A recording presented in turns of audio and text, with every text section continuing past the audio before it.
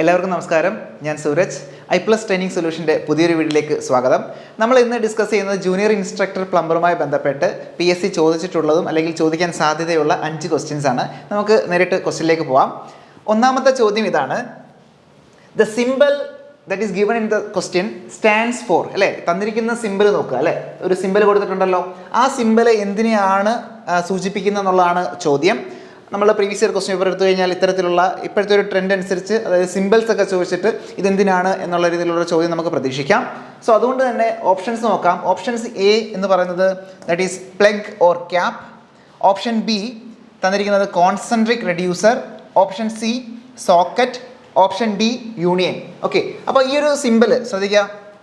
ഈ തന്നിരിക്കുന്ന സിമ്പിൾ എന്തിനെയാണ് സൂചിപ്പിക്കുന്നതെന്ന് പറഞ്ഞാൽ അത് ദാറ്റ് ഈസ് കോൺസെൻട്രിക് റെഡ്യൂസർ ആണ്. കോൺസെൻട്രിക് റെഡ്യൂസർ ആണ്. അപ്പോൾ നമുക്ക് ഇമ്പോർട്ടൻ്റ് ആയിട്ടുള്ള കുറച്ച് സിമ്പിൾസ് കൂടി നമുക്ക് ഒന്ന് നോക്കി പോകാം. അപ്പം ഈ ഒരു ചിത്രത്തിലേക്ക് നോക്കുക. അവിടെ നമുക്കറിയാം പൈപ്പും അതുമായി കറസ്പോണ്ടിങ് അതിൻ്റെ ഫിറ്റിങ്സും ഉണ്ട് അല്ലേ. അപ്പോൾ അതിൻ്റെ സിമ്പിൾസും കൊടുത്തിട്ടുണ്ട്. നമുക്കറിയാം ബെൻഡ് ആണെന്നുണ്ടെങ്കിൽ ദാറ്റ് ഈസ് ബെൻഡ് 90 ഡിഗ്രി ആണെന്നുണ്ടെങ്കിൽ അതിൻ്റെ സിമ്പിൾ ഇതാണ്ട് ഏകദേശം ഇങ്ങനെയായിരിക്കും വരുന്നുണ്ടാവുക. ഓക്കെ, ഏകദേശം സിമ്പിൾ എന്ന് പറയുന്നത് ഇങ്ങനെയാണ്. ബെൻഡ് 45 ഡിഗ്രി എന്ന് പറയുമ്പം ഏകദേശം 45 ഡിഗ്രിയിൽ വെച്ചിട്ട് നമുക്ക് അതിൻ്റെ ഒരു ബെൻഡിൻ്റെ സിമ്പിൾ നമുക്ക് മെയിൻറ്റെയിൻ ചെയ്യാം. ക്രോസ് ആണെന്നുണ്ടെങ്കിൽ ഇതുപോലെ ക്രോസ് വരയ്ക്കുക. ദാറ്റ് ഈസ് സ്ക്രൂഡ് ആണ് ഉദ്ദേശിക്കുന്നത് കേട്ടോ. ഇങ്ങനെയുള്ള സിമ്പിൾസ് സ്ക്രൂഡ് ടൈപ്പാണ് ഉദ്ദേശിക്കുന്നത്. ദെൻ എൽബോ, നമുക്കറിയാം 90 ഡിഗ്രിയൊക്കെ നമുക്ക് ഡിവൈറ്റ് ചെയ്യാൻ വേണ്ടിയിട്ടാണ് എൽബോസ് യൂസ് ചെയ്യുന്നത്. സോ നമ്മളുടെ എൽബോസ് ഇതുപോലെ നമുക്ക് മെയിൻറ്റെയിൻ ചെയ്യാം.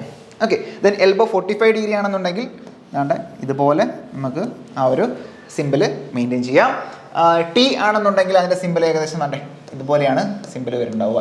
ടി ആണെന്നുണ്ടെങ്കിൽ സിമ്പിൾ ഇങ്ങനെയാണ്.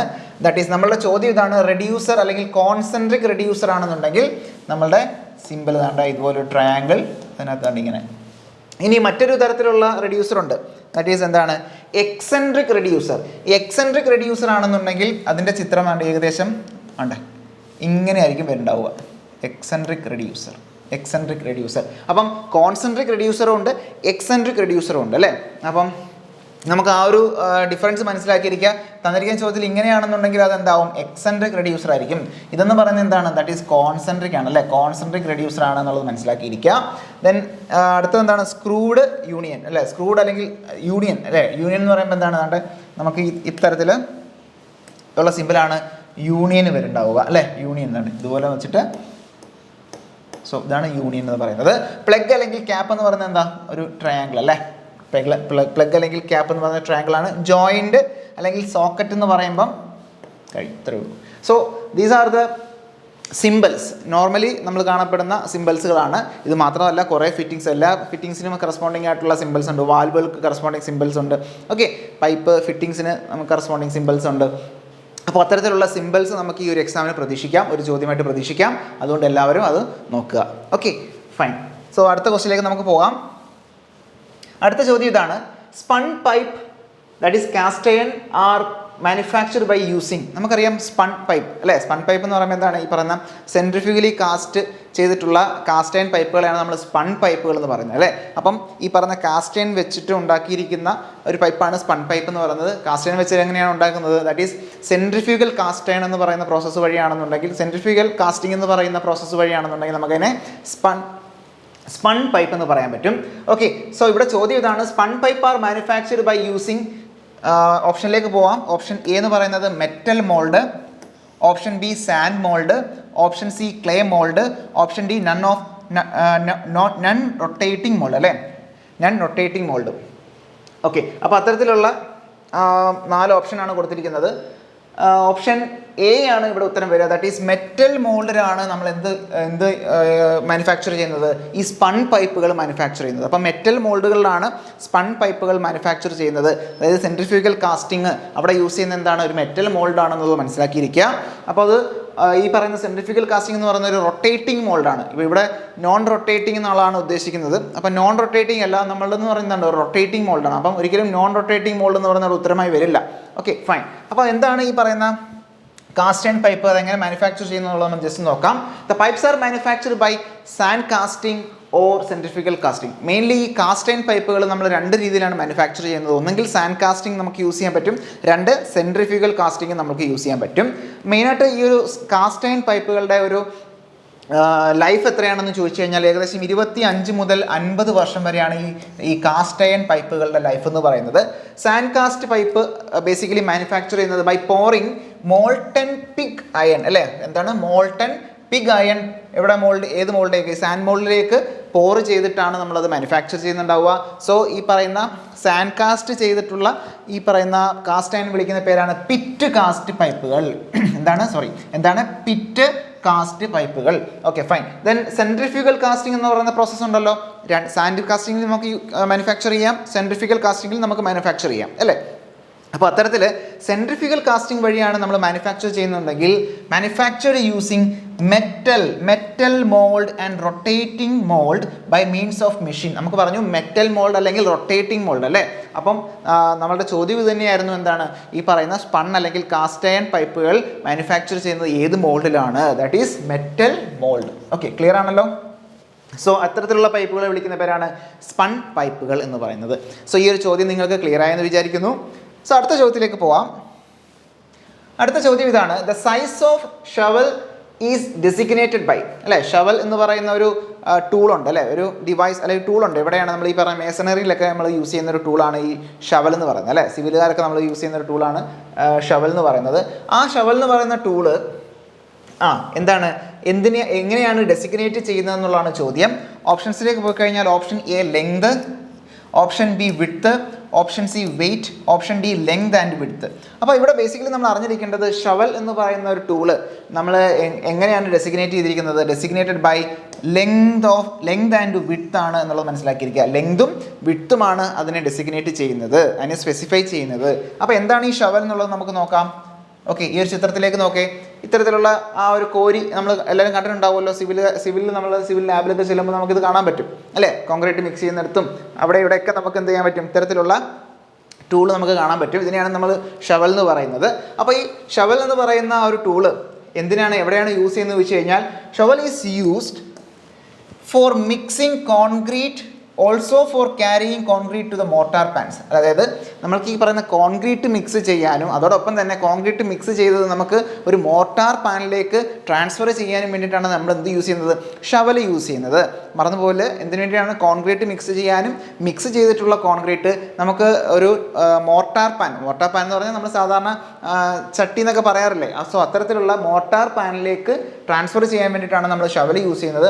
ഓർത്തിരിക്കേണ്ട 1-2 പോയിന്റ് ഇതാണ്. Shovel is made up of അല്ലേ. ഷവൽ എങ്ങനെയാണ് എന്ത് മെറ്റീരിയൽ കൊണ്ടാണ് മാനുഫാക്ചർ ചെയ്തതെന്ന് ചോദിച്ചു കഴിഞ്ഞാൽ ടൂൾ സ്റ്റീൽ ഷീറ്റ് കൊണ്ടാണ്. മറന്നുപോലെ shovel is made up of tool steel ഷീറ്റുകൾ അല്ലേ. ടൂൾ സ്റ്റീൽ ഷീറ്റ് വെച്ചിട്ടാണ് നമ്മൾ എന്ത് മാനുഫാക്ചർ ചെയ്യുന്നത്, ഷവൽ മാനുഫാക്ചർ ചെയ്യുന്നത്. The size is designated by its length and width. ഇത് തന്നെയായിരുന്നു നമ്മുടെ ചോദ്യം. ദാറ്റ് ഈസ് ഈ ഷവൽ എന്ന് പറയുന്ന ടൂളിൻ്റെ ഡെസിഗ്നേറ്റ് ചെയ്യുന്നത് എന്ത് വെച്ചിട്ടാണ്? ദാറ്റ് ഈസ് ലെങ്തും വിഡ്ത്തും വെച്ചിട്ടാണ്. അപ്പോൾ ഇവിടെ എന്താണ് ലെങ്ത് ആണ്? ഇവിടെ മുതൽ ഇവിടം വരെയുള്ള ഒരു നീളത്തിനെയാണ് നമ്മൾ ഈ ലെങ്ത് വെച്ച് റെപ്രസെൻറ്റ് ചെയ്യുന്നത്.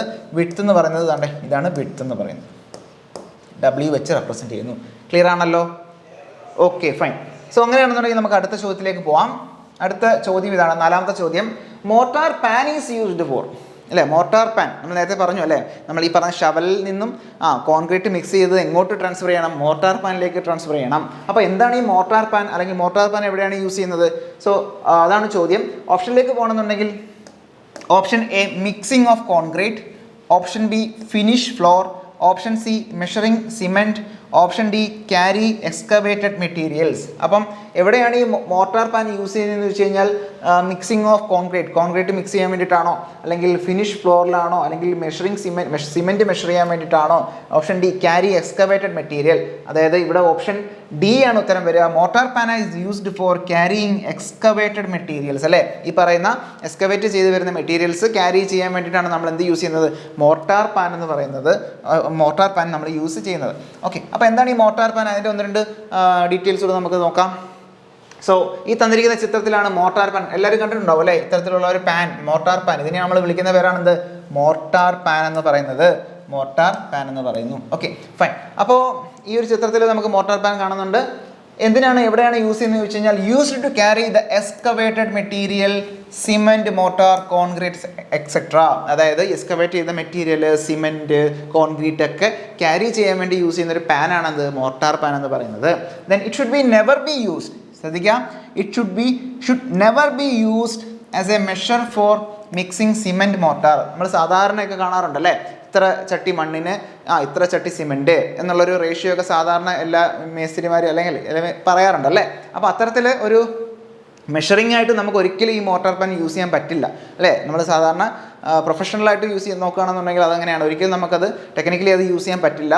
അപ്പോൾ സാധാരണ കണ്ടുവരുന്ന ഒരു തെറ്റാണ് ഈ പറയുന്ന സിമെൻറ്റ് അല്ലെങ്കിൽ ആ ഒരു മിക്സിംഗ് മെഷർ ചെയ്യാൻ വേണ്ടിയിട്ട് ഈ മോർട്ടാർ പാൻ യൂസ് ചെയ്യുന്നു എന്നുള്ളത്. അപ്പോൾ അങ്ങനെ നമുക്ക് ഒരിക്കലും യൂസ് ചെയ്യാൻ പറ്റില്ല. It should never be used as a measure for mixing cement mortar. The last point ഇതാണ്, it is manufactured from mild steel sheet. ശ്രദ്ധിക്കുക, മൈൽഡ് സ്റ്റീൽ ഷീറ്റിനാണ് ഇത് മാനുഫാക്ചർ ചെയ്യുന്നത്. മൈൽഡ് സ്റ്റീൽ ഷീറ്റ് വെച്ചിട്ടാണ് നമ്മൾ ഈ മോർട്ടാർ പാൻ മാനുഫാക്ചർ ചെയ്യുന്നിരിക്കുന്നത്. The size is designated by its radius at the top. അപ്പം സൈസ് റെപ്രസെൻറ്റ് ചെയ്തിരിക്കുന്നത് എന്താണ്, ഈ ഒരു ടോപ്പിലുള്ള ഡിസ്റ്റൻസ് ആണ് സൈസായിട്ട് നമ്മൾ ഡെസിഗ്നേറ്റ് ചെയ്യുക. That is radius of the top അല്ലേ. ഈ പറഞ്ഞ ടോപ്പിലുള്ള റേഡിയസ് ആണ് നമ്മൾ സാധാരണ എന്ത് ചെയ്യാൻ പറ്റുക, എന്തായിട്ട് കൺസിഡർ ചെയ്യുക, അതിൻ്റെ ഡെസിഗ്നേഷനായിട്ട് കൺസിഡർ ചെയ്യുക. ഇത്രയും കാര്യങ്ങൾ മോർട്ടാർ പാൻ എന്ന് പറയുന്ന ആ ഒരു ടൂളുമായി ബന്ധപ്പെട്ട് നമ്മൾ മനസ്സിലാക്കിയിരിക്കുക. ഓക്കെ, ക്ലിയർ ആണല്ലോ. മോർട്ടാർ പാൻ എങ്ങനെയാണ് ഡെസിഗ്നേറ്റ് ചെയ്യുന്നത്, അതിൻ്റെ റേഡിയസിൻ്റെ അടിസ്ഥാനത്തിലാണ്. ഇവിടെ ടോപ്പ് സർഫസിലുള്ള റേഡിയസിലാണ്. എന്ത് മെറ്റീരിയൽ കൊണ്ട് മാനുഫാക്ചർ ചെയ്തിരിക്കുന്നു, എന്താണ്, മൈൽഡ് സ്റ്റീൽ ഷീറ്റ് വെച്ചാണ് മോർട്ടാർ പാൻ മാനുഫാക്ചർ ചെയ്തിരിക്കുന്നത്. സംശയമില്ലല്ലോ. ഓക്കെ, ലാസ്റ്റ് ക്വസ്റ്റ്യനിലേക്ക് പോവാം. ലാസ്റ്റ് ക്വസ്റ്റ്യൻ ഇതാണ്, at what frequency maintenance work are be carried in a water heater. അപ്പോൾ ഈ വാട്ടർ ഹീറ്ററിൽ നമ്മൾ സാധാരണ എത്ര സമയം കൂടുമ്പോഴാണ് മെയിൻ്റനൻസ് ചെയ്യുക ചോദിച്ചിട്ടുള്ള ചോദ്യമാണ്. അപ്പോൾ സാധാരണ ഇത്തരത്തിൽ ഒരു ഫ്രീക്വൻസി ഉണ്ടാവും. അപ്പോൾ വർഷത്തിൽ ഒരു തവണ അല്ലെങ്കിൽ വർഷത്തിൽ 2 തവണ എന്ന് സാധാരണ ഒരു നോർമൽ സ്റ്റാൻഡേർഡ് ഫ്രീക്വൻസി ഉണ്ടാവും അല്ലേ. അപ്പോൾ എന്ന് പറഞ്ഞാൽ നമ്മൾ സാധാരണ വണ്ടി, ബൈക്ക് അല്ലെങ്കിൽ ഓട്ടോമൊബൈൽസ് ഒക്കെ നമ്മൾ സർവീസിന് കൊണ്ടുപോകാറില്ലേ. അപ്പോൾ അത് വർഷത്തിൽ ഒരിക്കലാവാം, വർഷത്തിൽ 2 തവണയാവാം. അത്തരത്തിൽ ഈ പറയുന്ന വാട്ടർ ഹീറ്റേഴ്സും നമുക്ക് എന്ത് ചെയ്യണം, മെയിൻ്റനൻസ് അല്ലെങ്കിൽ സർവീസ് ചെയ്യേണ്ടതായിട്ടുണ്ടാവും. അത്തരത്തിൽ എത്ര മാസം കൂടുമ്പോഴാണ് നമ്മൾ സർവീസ് ചെയ്യേണ്ടതെന്നുള്ളതാണ് അല്ലെങ്കിൽ മെയിൻ്റനൻസ് ചെയ്യേണ്ടതെന്നുള്ളതാണ് ചോദിച്ചിരിക്കുന്നത്. സോ ഓപ്ഷൻ എ എന്താണ്, ഓപ്ഷൻ എ 3 months ആണ്, ഓരോ 3 മാസം കൂടുമ്പോഴും. ഓപ്ഷൻ ബി 1 year, ഓരോ വർഷം കൂടുന്തോറും. ഓപ്ഷൻ സി 9 months കൂടുമ്പം. Option C 6 months. അപ്പോൾ ഇവിടെ ഉത്തരമായി വരിക എന്ന് വെച്ചാൽ വാട്ടർ ഹീറ്റർ നമ്മൾ മെയിൻറ്റെയിൻ ചെയ്യേണ്ടത് 6 months അല്ലെ, 6 മാസം കൂടുമ്പോഴാണ് നമ്മൾ എന്ത് ചെയ്യേണ്ടത്, ഇത്തരത്തിൽ സർവീസ് അല്ലെങ്കിൽ ചെയ്യേണ്ടത് അല്ലെങ്കിൽ മെയിൻ്റെനൻസ് ചെയ്യേണ്ടതെന്നുള്ളതാണ് ചോദ്യം. അപ്പോൾ ഇത്രയും ചോദ്യങ്ങൾ വളരെ ഇമ്പോർട്ടൻ്റ് ആയിട്ടുള്ള ചോദ്യങ്ങൾ തന്നെയായിരുന്നു. നിങ്ങൾക്കത് ക്ലിയർ ആയെന്ന് വിചാരിക്കുന്നു. സോ ഇതുപോലെ അടുത്ത ഒരു 5 സെറ്റ് ചോദ്യവുമായിട്ട് ഞാൻ അടുത്ത ക്ലാസ്സിൽ കാണാം. നന്ദി, നമസ്കാരം.